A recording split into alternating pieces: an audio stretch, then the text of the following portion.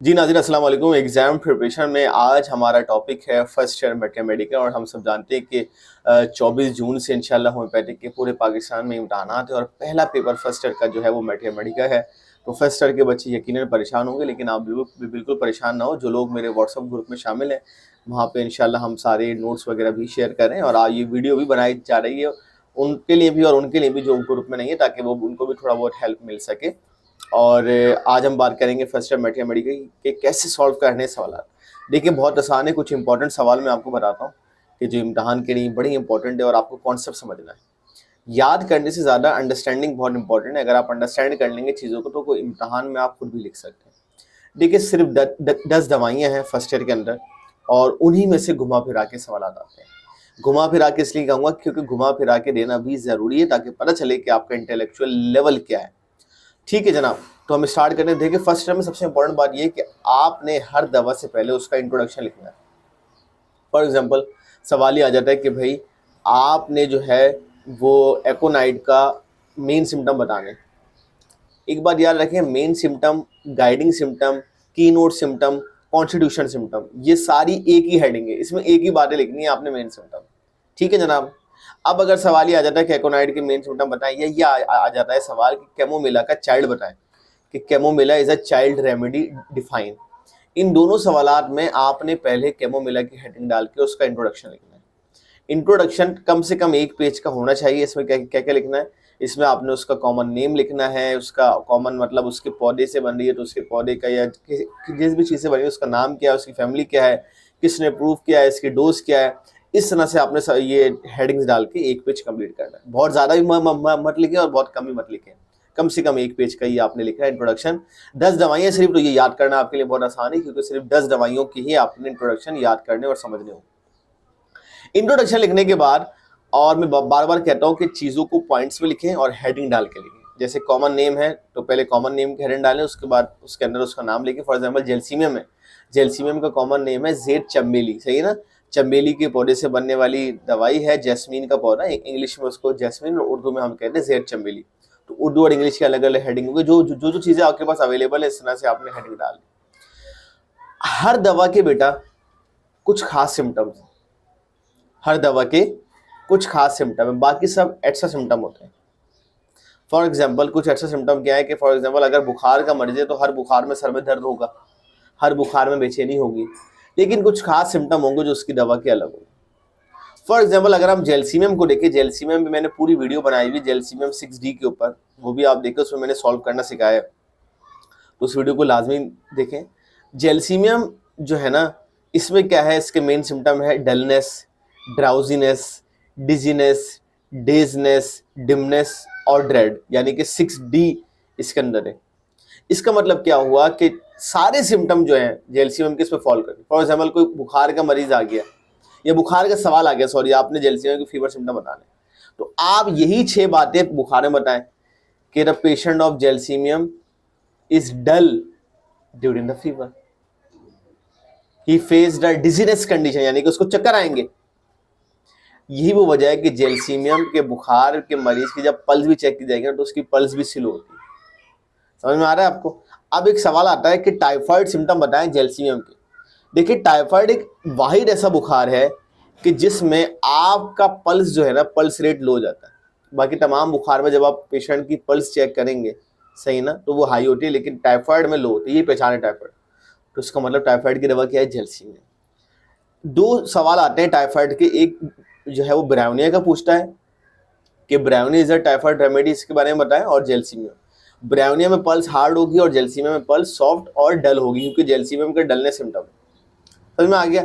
इसी तरह एकोनाइट है। अब जेलसीमियम में कोई भी सवाल आ जाए, अगर जेलसीमियम के आई सिम्टम आ जाए तो आप बताएं, आई में डलनेस बताएं, डिजीनेस बताएं, डिमनेस तो है ही आई का सिम्टम, यानी कि डबल विजन का होना, पिटोसिस यानी कि आईलिड का फालिज, आईलिड उठती नहीं है, जेलसीमियम फालिज की बहुत बड़ी दवाई है। ठीक है ना। इसी तरह एकोनाइट, एकोनाइट में हर चीज अचानक है, अचानक हो, और एकोनाइट में ब्लीडिंग भी है, ब्राइट रेड। अब अगर ये आ जाए कि राइट डाउन ब्लीडिंग ऑफ एकोनाइट, तो आप बताएं कि ब्लीडिंग में आप बता दें कि नक्सीर फूट सकती है, ब्राइटेड ब्लीडिंग हो सकती है, फीमेल को मेंस्ट्रुएशन के दौरान ब्राइटेड ब्लीडिंग हो सकती है, खांसी में ब्राइटेड ब्लीडिंग आ सकती है। जो जो फैक्टर्स हैं आपने सारे बताने। इसी तरह chamomilla is a child remedy, क्योंकि कैमोमिला देते हैं डेंटिशन पीरियड के अंदर, जब बच्चा दांत निकाल रहा है। जो बच्चा दांत निकालता है ना, वो कैफिर आपको पता है कि बहुत ज़्यादा बेचैन होता है, दांतों को बार बार वो मसूड़ों को पीसता है, हर चीज़ मुंह में रखता है क्योंकि उसके मसूड़ों में सनसनाहट का होना होता है। तो ये सारे सिम्टम है, हरी हरी पॉटी करता है, ये इसके मेन सिम्टम है। इसी तरह यूपिटोरियम पर्व जो है, it is for the fever remedy, लेकिन यूपिटोरियम पर्व के कुछ मेन सिम्टम है जो कि जलसीमा और एकोनाइड में नहीं है। जैसे यूपिटोरियम पर्व का मेन सिम्टम है पीरियोडिसिटी, यानी कि पेशेंट कहता है कि डॉक्टर साहब रोजाना शाम में मुझे बुखार होता है, सारा दिन में सही हूँ।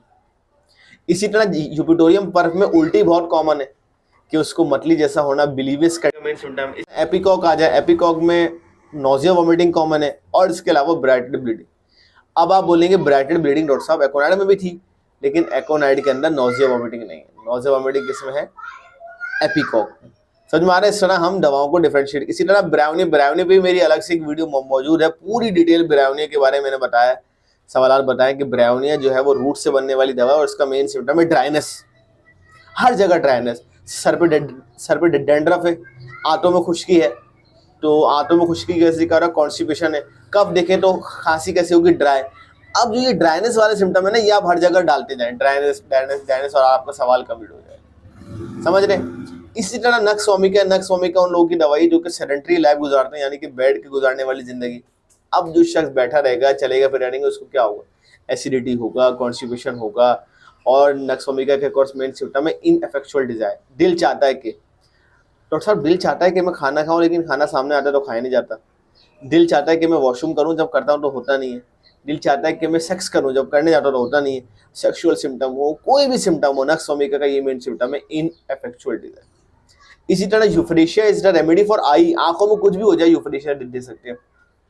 आंखों में इन्फ्लेमेशन हो रही है, पस बन रहा है, और वो जो आंखें आ जाती हैं, ऑप्थेल्मिया, इस तरह में तमाम कंडीशन में स्टाई हो रहा है, दवा क्या है? यूफरेशिया।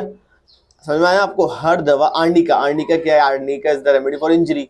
सिर्फ इंजरी नहीं, आर्निका में इंजरी में होता क्या है? बेसिकली इंजरी में जो है वो ब्लड क्लॉटिंग होती है, इंजरी में जो है वो ब्रूस कंडीशन होती है, इंजरी में ब्लूइश अपीयरेंस होती है। तो ये सारी सिम्टम्स किसके होंगे?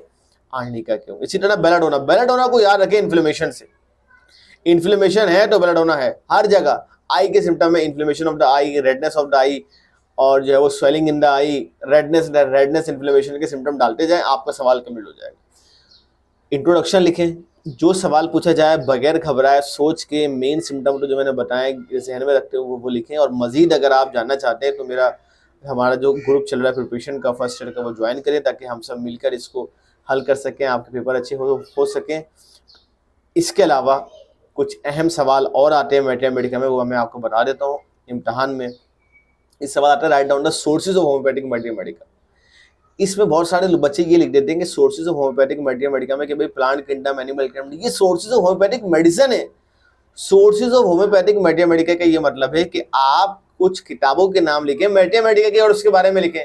इसमें आप डॉक्टर कैंट के मैथमेटिक्स के बारे में लिखें, डॉक्टर क्लार्क के बारे में लिखें, डॉक्टर विलियम बोरिक के बारे में लिखें, डॉक्टर नैश के बारे में लिखें, डॉक्टर बोइंगहॉसन के बारे में लिखें। 5-6 मैथमेटिक्स के बारे में लिख दे, देखिए आपके तकरीबन 3 से 8 पेज कंप्लीट हो जाए, आपका सवाल हो गया। तो ये सोर्सेज ऑफ होम्योपैथिक मैथमेटिक्स का सवाल इंपॉर्टेंट है। दवाओं में से 10 दवाओं में से सवाल आना इंपॉर्टेंट है। और मोडेलिटीज का सवाल आएगा। मोडेलिटीज का मतलब होता है कमी और ज्यादती। याद रखिए जो मेन सिम्टम है ना, वही कमी और ज्यादती के। फॉर एग्जाम्पल एकोनाइड का सिम्टम क्या है कि भाई एकोनाइड जो है वो अचानक होने वाला बुखार, ये सारी चीजें, और खुश्क और ठंडी हवा। तो एकोनाइड में एग्रावेशन किससे होगी? ठंडी हवा से। समझ रहे हैं? जिस चीज से आपको मोडेलिटीज भी मेन सिम्टम से बनती हैं आपके, तो मेन सिम्टम अगर आप ध्यान में रख लेंगे तो आप मोडेलिटीज वाला सवाल हो जाएगा। आखिरी सवाल एमसीक्यूज का होता है, 20 या 10 एमसीक्यूज होते हैं, वो भी सारे मेन सिम्टम में से आते हैं। फॉर एग्जाम्पल कॉन्स्टेंट नोजिया की दवा बताएं, एपिकॉक से ना ब्राइटेड ब्लीडिंग है और अचानक हो रही है, एकोनाइड, इस तरह के सवाल आते हैं किसके अंदर? एमसीक्यूज के अंदर। तो मुझे उम्मीद है कि ये वीडियो आपको हेल्प देगी, और आप मजीद हेल्प के लिए आप हमारा ग्रुप ज्वाइन कर सकते हैं। अपना रखिएगा बहुत सारा ख्याल। अगली वीडियो का इंतजार करें। अल्लाह हाफिज।